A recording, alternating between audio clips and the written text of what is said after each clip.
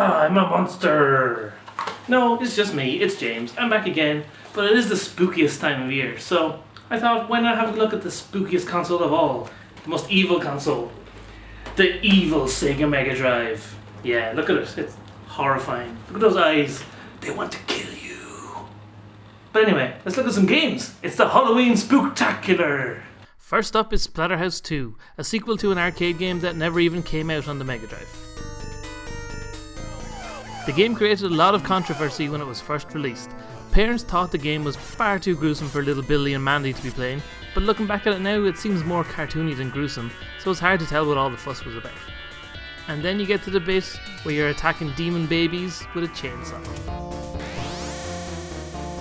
The gameplay itself wasn't the most exciting, but some of the enemies and bosses are pretty damn weird looking though, including this weird looking dude you run away from at the end of the game. But all this weirdness wasn't enough for Namco. Oh no, they needed a sequel with a very surprising title. Splatterhouse III is a much more complicated game than the second one. You're actually exploring this house, trying to work out where to go, which just makes things more confusing. It doesn't so much add gameplay as just drag it out a bit more. But at least you can move up and down the screen now. Anyway, one of the main hooks for this game is the ability to transform into some kind of crazy muscle-bound man. You collect power orbs and your mask gives you some kind of magical strength, but you still make this weird sound when you get knocked over. The monsters are still pretty weird looking, but somehow it's just not as interesting as the previous game. The Splatterhouse games were known for their super violence, but something a bit more fun was Zombies Ate My Neighbours.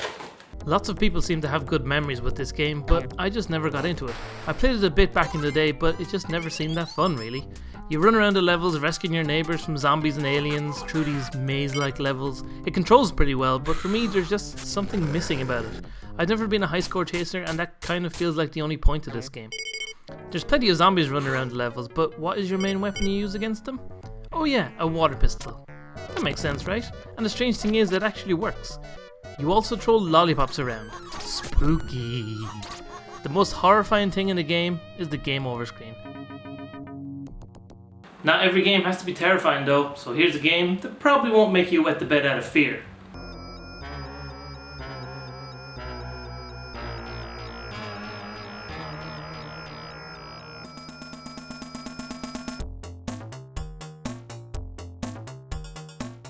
Yes, despite that terrible version of the song you just heard, it's Ghostbusters. This is a strange one. For some reason you play the game as a cartoon character, but not like the old awesome cartoon, just some weird giant head dudes. It's a pretty fun game, if a little bit bland. The bosses are kind of interesting, and it kept me occupied for a few hours at least in the past. There is some weird stuff in the game though, like when you pick your character at the start of the game, the other guys look super unhappy. Or when you beat a boss, Peter dances a weird kind of jig. Also, where was Winston back in that character select screen? Poor guy always gets left out. So from fighting ghosts, let's have a look at what it's like to be a ghost. The Haunting, featuring Polterguy, was a game that I thought was great when I was a kid. You play as some kind of 50s ghost, maybe the ghost of the Fonz, who knows, who's trying to get revenge on some family. I don't really know why, but it sets up your quest to scare the bejesus out of them. You follow them around the house, jumping into various bits of furniture and making weird things happen. There's some really good animation throughout the game, and part of the fun of it all is finding out what weird thing is going to happen the next time you jump into something. Every now and again you get sent to some other ghostly place to build up your energy for doing more tricks, which adds another dimension to the game, but really it just drags the game out a bit longer. Exploring all the animations is really fun, and it's a lot of fun seeing the family freak out. So that's what it's like to be a spooky ghost, but who knows what it's like to be a horrifying monster? In Decap Attack, you play as some kind of weird monster dude with a head in his stomach. Okay, so that's weird enough to start off with, but then you discover that your attack move is your head growing out of your stomach. Yep, that's 90s games for you. It's a pretty basic platformer, but the design is very weird. The enemies are just odd and don't really make any sense. There is some pretty freaky ones though, like these terrifying skiing clown dudes. The game itself isn't really all that fun, and you have to find certain objects to even get by some of the levels. The bosses are kind of interesting, and I guess at least it has its own style.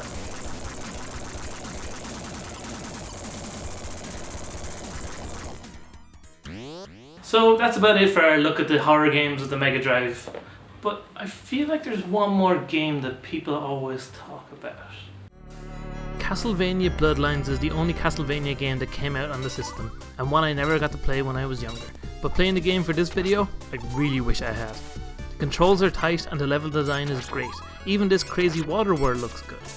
You have a choice between two characters, one whip dude and one with a badass trident. It's pretty basic platforming, but the design and control feel great. There's some pretty weird looking bosses too, and some really awesome music. If the Castlevania games are anything like this on a SNES, I can see why people like them so much. So there we go, some classic horror games for this most evil time of year. And this most evil of consoles. I mean, look at it, it's all horrible looking. It's got these evil eyes and these fangs. I don't even know what they are.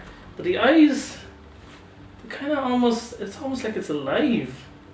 When you look at it for a while, it's kind of...